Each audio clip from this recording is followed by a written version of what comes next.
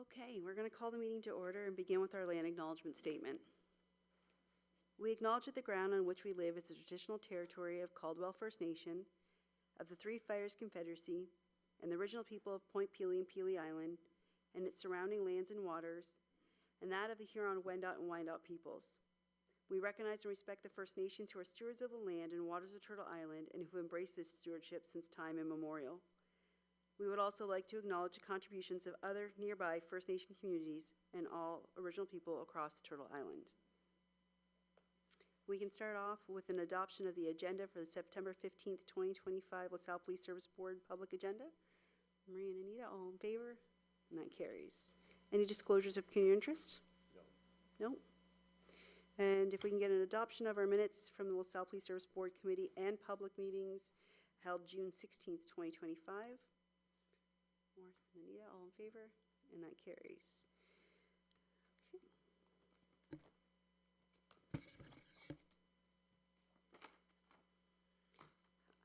All right, our first item is a presentation to someone who's been part of our board for 6 years.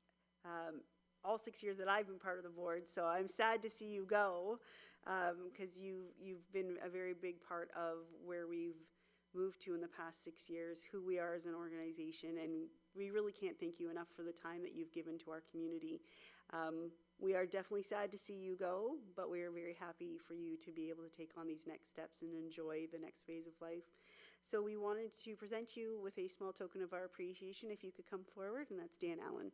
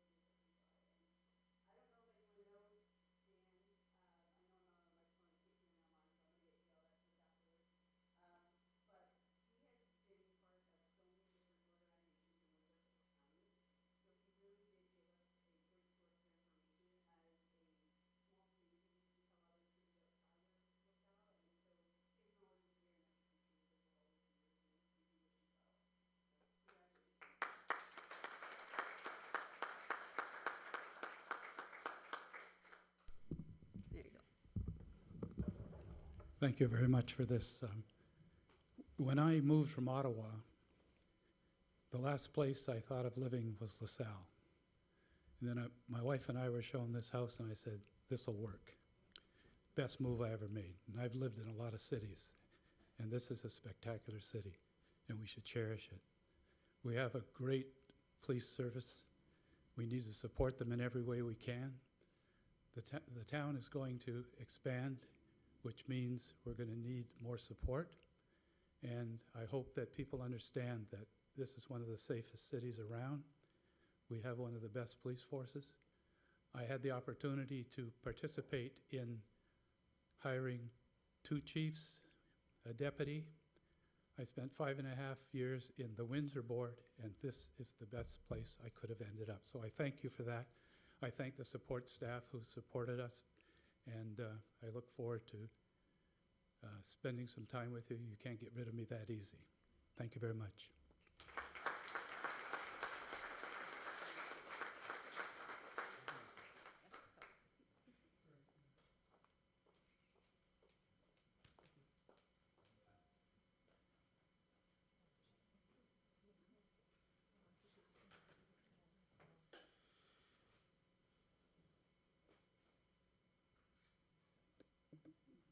All right, item 2, we have LaSalle Police Service new member introductions.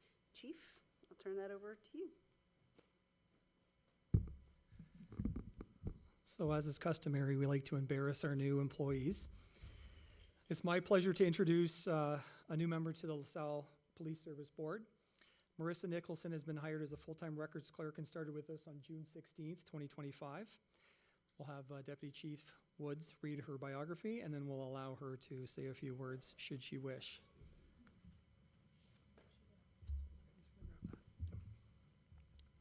Good evening. Marissa Nicholson was born and raised in Windsor. After graduating from the law clerk program at St. Clair College, she moved to Toronto to work as a judicial assistant in the Federal Court of Canada. After 14 years of working in the GTA and starting their family in Ajax, she and her husband relocated back to Windsor in 2021 to continue raising their family. Prior to joining the LaSalle Police Service, she also worked in court services section as a disclosure clerk for the Windsor Essex Children Aid Society. Marissa is married to her high school sweetheart, Keith, and she is a very proud mom of Madeline, Jude, and Maverick. Outside of work, you can likely find her reading a book, walking with her dog, Cosmo, or riding a bike with her kids, who I am challenging to a race right now. Marissa is very grateful for the opportunity to continue this next chapter of her career with the LaSalle Police Service and has enjoyed her first few months as a records clerk and is honored to be working with the incredible people in the beautiful town of LaSalle.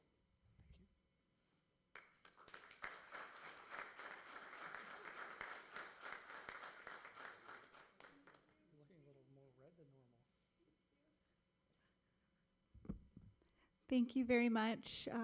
Thank you, Keith, Madeline, Jude, and Maverick for being here. And thank you to Mike, Chief Pierce, Deputy Chief Woods, staff sergeants, and all the police constables that have been so welcoming to me so far. Thank you.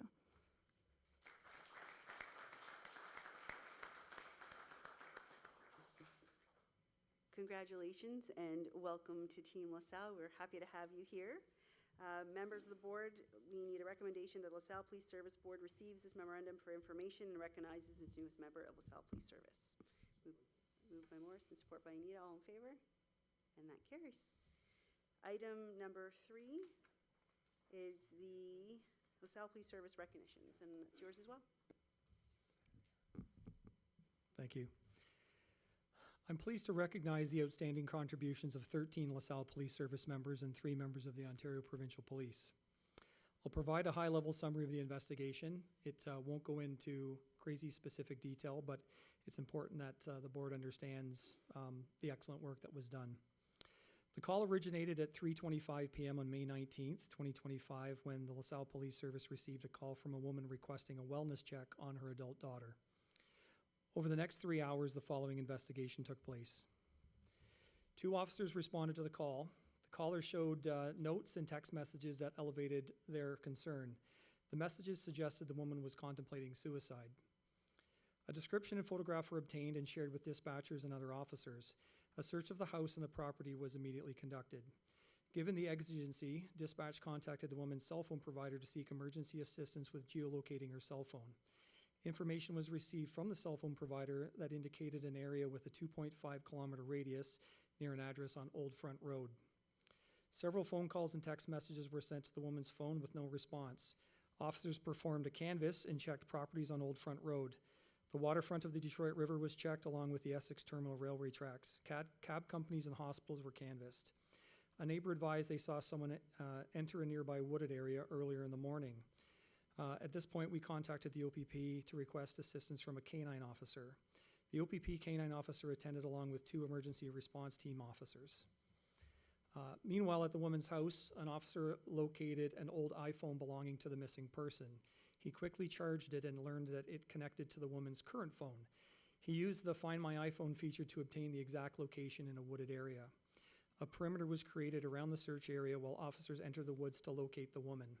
At 6:35 p.m., 3 hours after the investigation began, the woman was successfully located in poor condition. She was unconscious and unresponsive with labored breathing. Officers carried her out of the wooded area to waiting paramedics, where she was transported to hospital with hypothermia and placed in the intensive care unit. An officer joined paramedics in the ambulance and remained with the woman until cleared by hospital staff. The combined efforts of the LaSalle Police Service officers, dispatchers, and OPP officers certainly saved this person's life. Their response embodies the definition of teamwork. On behalf of the LaSalle Police Service, I'm extremely proud to award the Chief of Police commendations to the following LaSalle Police Service and OPP members. In alphabetical order by surname from the LaSalle Police Service, Constable Dallas Akins.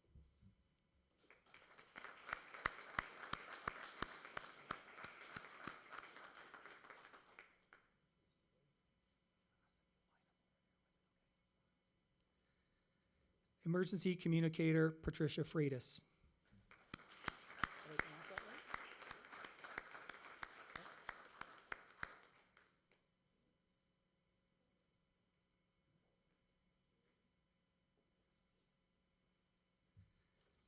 Constable Eamon Gorman.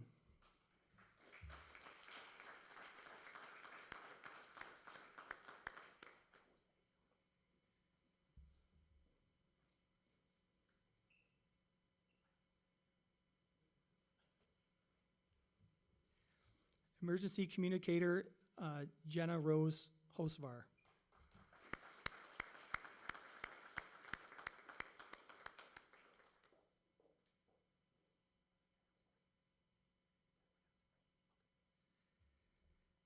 Emergency Communicator Samantha Holland, who I believe couldn't make it tonight. Emergency Communicator Quinn Liang.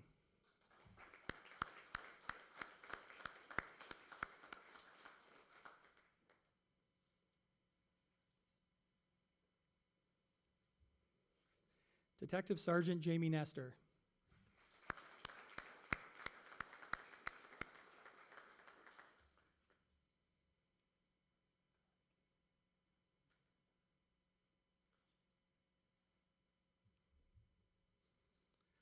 Constable Christy Pratt.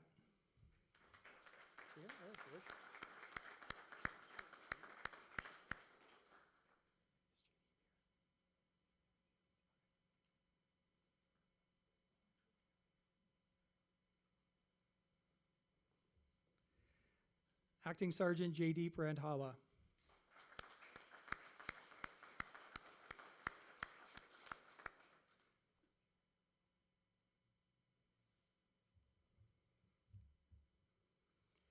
Emergency Communicator Claudia Rose.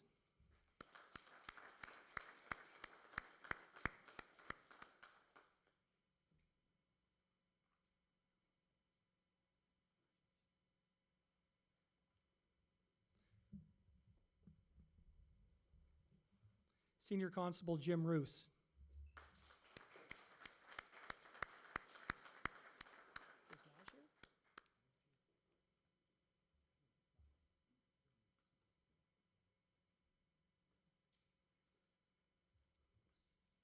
Emergency Communicator Maj Salonen, who I believe is working at the moment, so she couldn't come over. And Constable Brady White.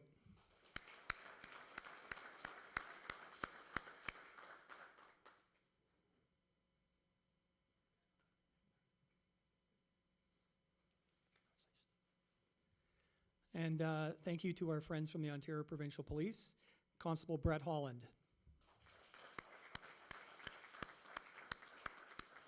Did I bring the dog in?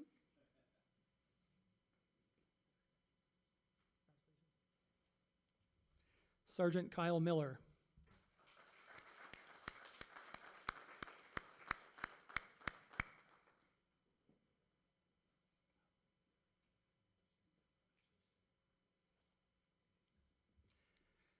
And Kyle is going to take Constable Matt Campbell's certificate tonight. He couldn't attend as well.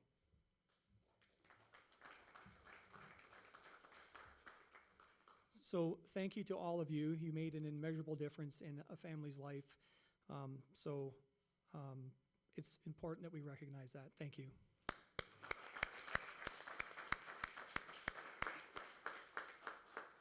If we could have everyone off to the right maybe stand behind everyone else on the second level, and then we can get a group photo. Thank you.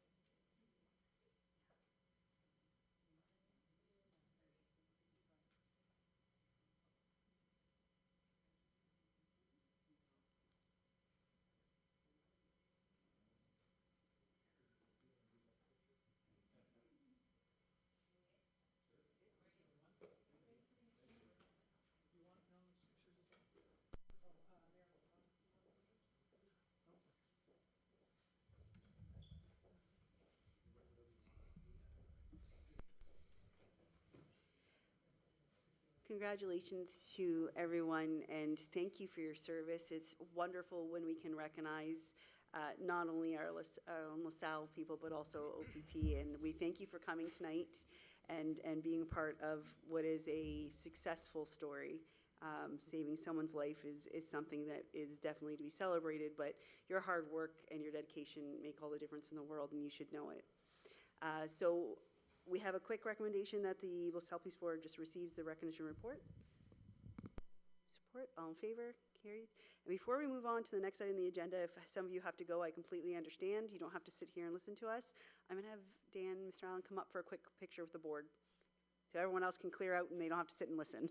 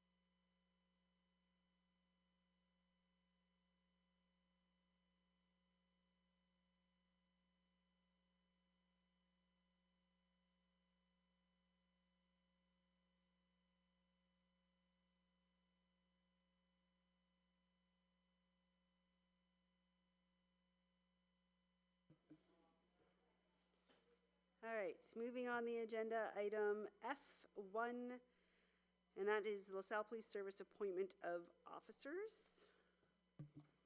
Go ahead. Thank you.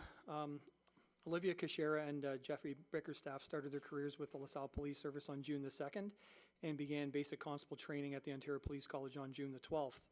They're scheduled to graduate this Thursday, September 18th, 2025, at which point the following week they will be promoted from cadets to 4th class constable.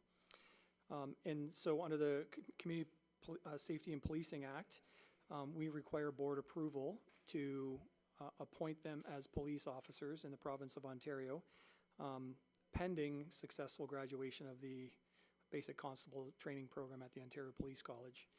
And so given timing related to them being sworn in, and this is the first board meeting immediately prior to when we would like to swear them in, I'm seeking board permission to swear them in on September 24th, pending their successful completion of the Ontario Police College.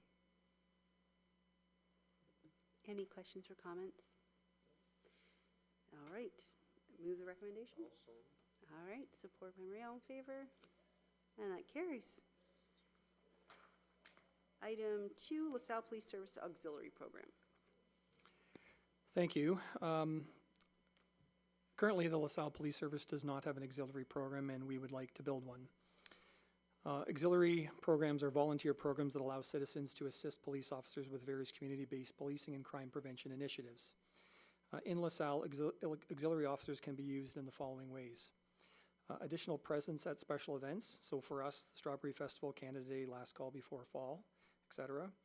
Traffic control for parades, ride-alongs with officers on patrol, bicycle patrol, assisting patrol in our Marine unit, assistance with Police Week activities or Crime Prevention Week activities, any public events, helping officers search for missing persons, and assist with information booths and crime prevention events.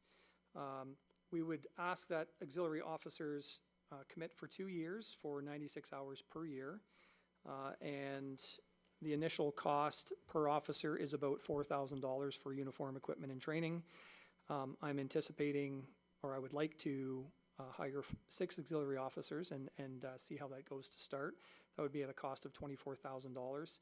It's a small financial investment for a large return on investment, but also value on investment. And we would fund this through our reserve in year 1, and then moving forward year after year, perhaps put away a few $1,000s in the event we have turnover and we need to purchase more equipment for new auxiliaries. And so I'm seeking approval to start an auxiliary program in LaSalle.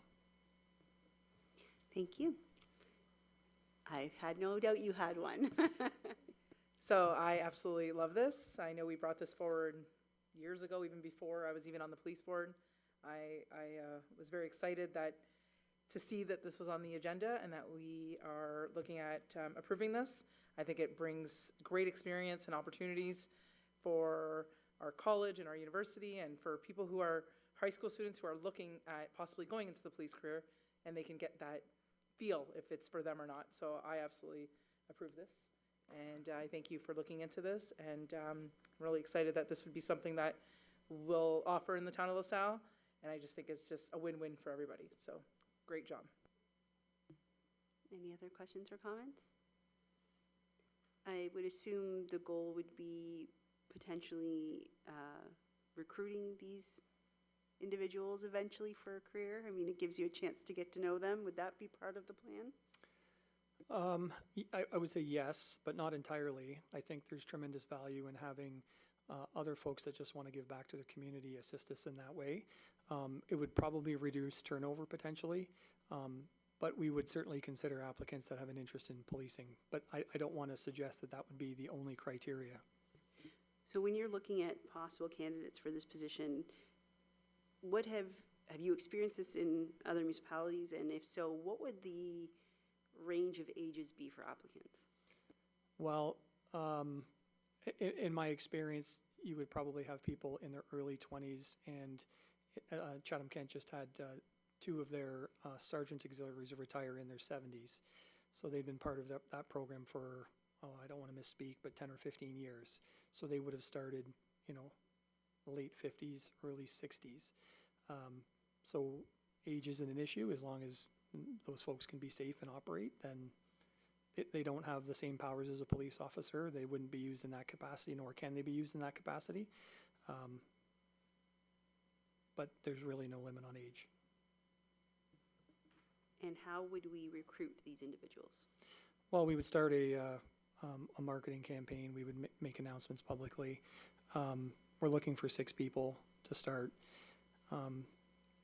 In terms of timelines, I would like to see us do the recruiting this fall, identify those candidates, and then start their training in the new year in January. 40 hours of training, and we would do that on weeknights, so probably once a week for 3 or 4 hours until that training is complete, with the goal of, I'll say swearing them in, although technically they're not. I guess they would be. They'd be taking an oath of secrecy, and have them start in the spring. So they would be available for events that start in the summer. And last question, we're able to fund this out of the reserve this year? Yes. Okay. No other questions or comments? I'm pretty sure I understand what the motion is, and I'm pretty sure I know what's going to happen up here, but I'll let you. Anita, moving it? All right, moved by Anita, support by Marie, all in favor, and that carries. Next one is LaSalle Police Service Board policy, political activity and use of board resources during an election. I don't know if there's anything further to add to this one. Any questions or comments? Moved? All right, so move the recommendation. I'll just read it for anybody who's watching is unsure. It's the memorandum and attachment for the board secretary dated September 4th, 2025 regarding LaSalle Police Service Board policy, political activity and use of board resources during an election be received, and that the board adopt the draft policy effective September 15th, 2025 as appended to this report, and that the board chair in consultation with the chief be authorized to make any supplementary administrative amendments to the board policy that may be required following any additional clarification of the Community Safety and Policing Act 2019 and its regulations that may be received by the Ministry or of the Solicitor General. Okay, so move and supports. Anita, all in favor, and that carries. Item 4, 2025 Ontario, I'm going to say it wrong, the conference. We have November 24th to 26th in Toronto are the dates of that conference. If any member of the board is interested to attend that conference, just advise Tanya and let her know. I don't believe I will be attending, as that is budget week for us here in the town, so I don't think I can fit that in that week. So if anyone's interested in going, just let us know. So this is just an information item to be received at this point, okay? All right, moved Marie and support by Morris, all in favor? Great, that carries. Our consent agenda is G1 through G14. Are there any items anyone would like to pull out and speak to specifically? Marie? Just a couple. The one item on the crime severity index looks very promising, and hopefully that continues in that direction. On the other hand, the police calls for support seem to be going up significantly month after month, and I'm just wondering if you could speak to that. Certainly. Do you mean calls for service? Okay. A lot of that has to do with proactivity. So we're seeing a marginal increase of responsive calls for service. A lot of it is officer proactivity that's driving that number. So CAD stands for computer-aided dispatch calls. So when officers self-generate calls, that gets added to the total. So you're seeing in some cases like a 500 call increase in a month. That's because of primarily proactivity. Okay, and Anita? Thank you, through you. Just a question regarding your police property auction. So I see your amount was a little bit over 5,000. Is that what you were expecting? Less, more? And is this something you're going to continue on doing? I don't know that I had an expectation. I suppose it's a little higher than maybe the bulk of the items we were selling were bicycles. Probably 80 to 90% were bicycles. So I'm pleased with that amount given what we were selling. We will certainly continue this in the future. I can't say that we'll be doing it yearly. It will depend on how much property we have to auction. I don't think it's productive to have an auction every year that might only have 10 or 15 items. So it'll entirely depend on how much property that we recover. Go ahead. Sorry, there is one other one, and it's on the platoon initiatives. And that is one that I totally love as well, because I think I read through the initiatives that the platoons have put forward, and they all look really good. I also appreciate the team building, leadership building that initiative entails. So thank you for doing that. On that one, and it's one I actually wanted to highlight as well, because I agreed with it. I loved seeing the initiative, and so for members of the public who may be tuned in, maybe we could talk about each of the initiatives and what they've, I guess, accomplished to date. Certainly. So if you recall, in June, we promoted 4 constables to sergeant. And so those 4 new sergeants took over platoons. So as part of their leadership journey, we wanted to give them an opportunity to take control of a project, be responsible for it, and then measure the results. We didn't want them to be enormous projects. We wanted to ease them into something that they could achieve. And so the 4 initiatives are Lock It or Lose It, which is actually a provincial campaign, but this platoon, a platoon elected to continue it. And so they are checking vehicles that are parked on roadways to see if they are locked or unlocked. We are not checking vehicles in driveways, but simply vehicles parked on the road. And if they're unlocked, we leave them a brochure and we lock the door for them, just to remind them. So I had the stats about a week ago when I did an interview with AM 800, and I'm going to forget them, but we've checked about 950 vehicles, and 68 were found to be unlocked. So all 68 folks got a brochure reminding them of the importance, and we locked their car for them. B Platoon, their initiative is called Condos and Cam Safe.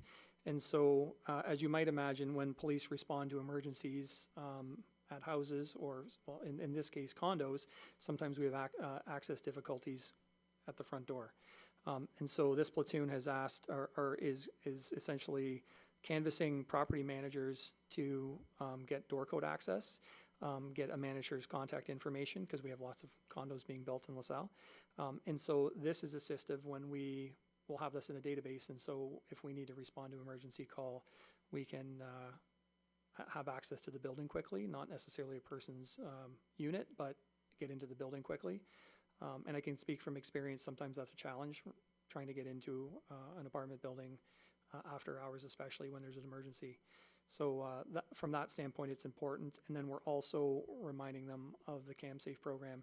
So if condos have cameras set up in their buildings, then we're letting them know about the CamSafe program. And for the public that's listening, once again, that just tells us that folks have cameras. We don't have access to their cameras. We can't view the footage without the permission from the people who own the camera. But it's a database that lets us know that where cameras are throughout the town. C Platoon is, their initiative is called Project Accountability, and so they're investigating wanted people that may live outside of LaSalle, but are wanted by our police service. And so they're doing some, I'll call it behind the scenes work to identify locations of those folks and work with other police agencies to have them arrested, or at the very least, provide that police organization with the location of that person or some tips to go on. And then lastly, D Platoon is doing retail theft deterrence. So they're attending areas that we have higher levels of theft and being present to start. But when staffing permits, they'd like to do stings where they have an officer perhaps undercover hanging out in that establishment, and then when someone commits a crime, they get arrested. So yeah, that's a brief summary of the 4 initiatives. And so they're going to run those until the end of this year. So it's a 6-month pilot, and then we'll see what the results are at the end of the year, and we'll report back to the board. Thank you very much. Any other questions on any of the consent agenda items? There being none, if we can get a motion to receive G1 through G14. Moved by Anita and Marie, all in favor, and that carries. Any questions or statements by the board members? Being none, our next meeting is October 27th at 5 p.m. for the public. Thank you for joining us. Meeting adjourned.